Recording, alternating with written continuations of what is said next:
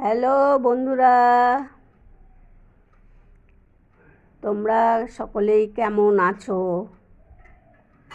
কমেন্টে জানাবে। আজকে রোজের মতন চলে এলাম সকালের টিফিন নিয়ে। আজকে একাদশী।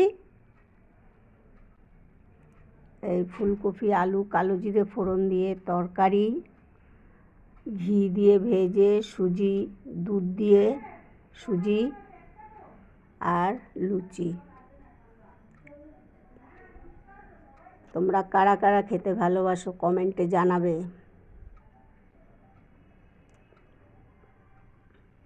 ফুলকপির তরকারি, লুচি, দুধ দিয়ে ঘি দিয়ে ভেজে সুজি।